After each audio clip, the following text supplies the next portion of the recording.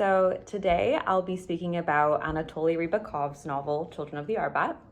And it was published in 1987 after nearly a decade of suppression.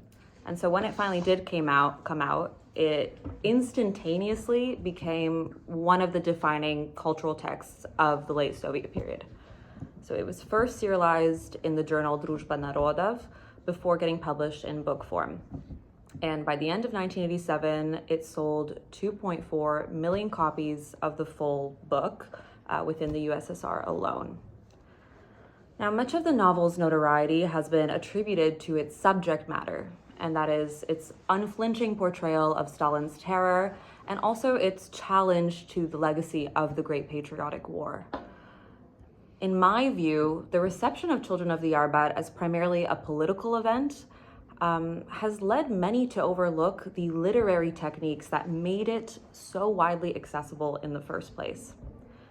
In this talk, I want to shift the focus away from the novel's politics towards its form. To frame my analysis, I turn to Mikhail Bakhtin's theory of dialogism, a concept he developed through his study of Dostoevsky. For Bakhtin, a dialogic text is one in which multiple voices, perspectives, and worldviews coexist simultaneously. No single voice dominates, and thus the reader is left to deduce their own interpretation of the text. Oppositely, monologism refers to a mode of discourse in which a single authoritative voice imposes its worldview on others, foreclosing alternative perspectives. Simply put, dialogism is associated with artistic openness and ideological freedom, whereas monologism is linked to didacticism or authoritarianism.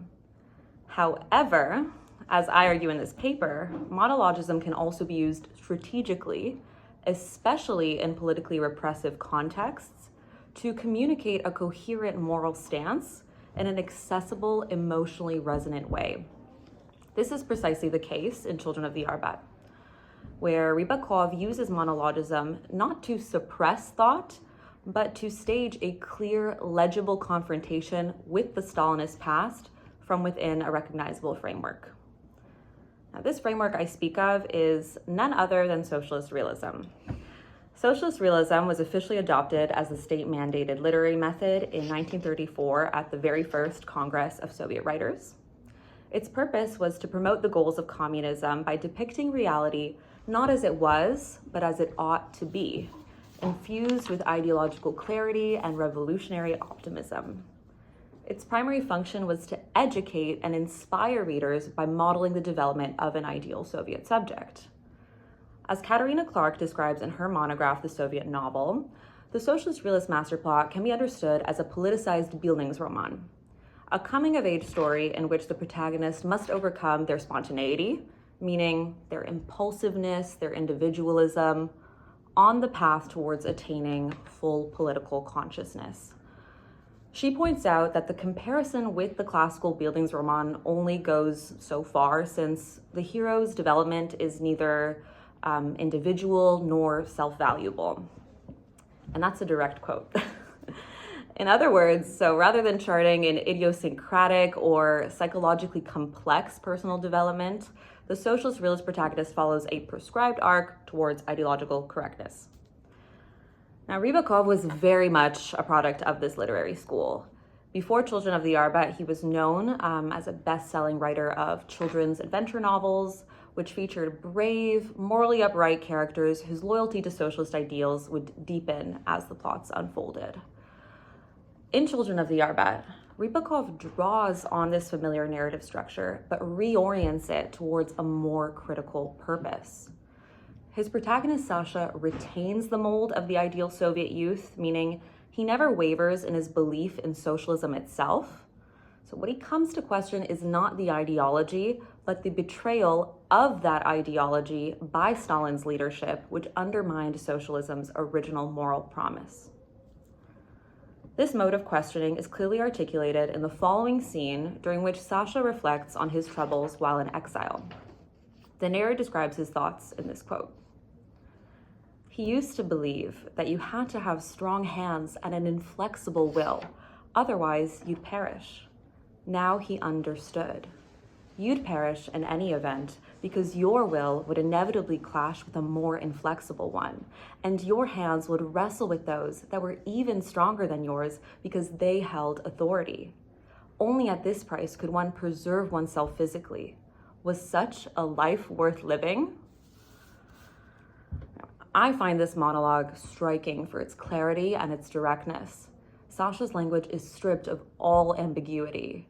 The narrator shows us how Sasha has moved from a belief in his own strength to the realization that individual strength is powerless when up against collective violence. The shift is not presented dialogically or through multiple voices, but as a monologic truth. And it's delivered in a controlled, emotionally legible narrative register. It's precisely the straightforwardness of Rybakov's prose that enables him to guide his reader toward a specific ideological conclusion.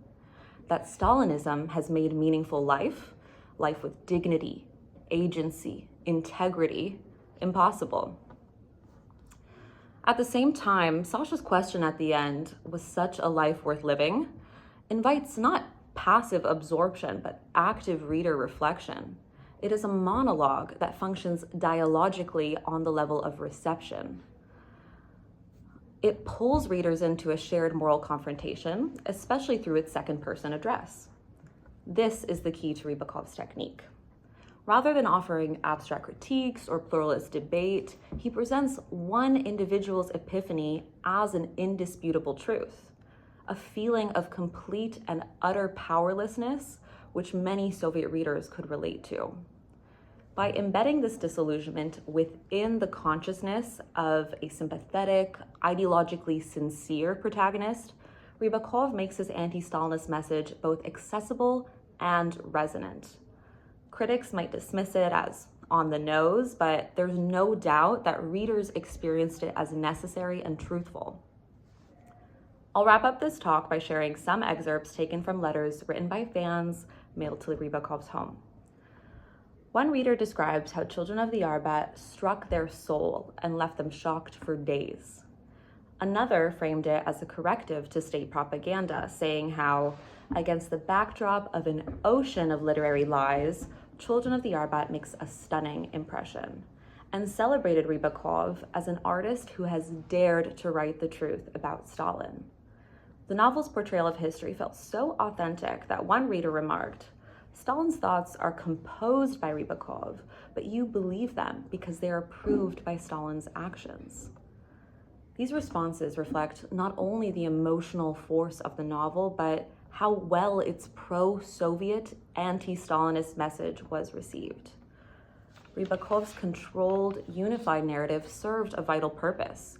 It offered readers a coherent, morally legible interpretation of a deeply traumatic past.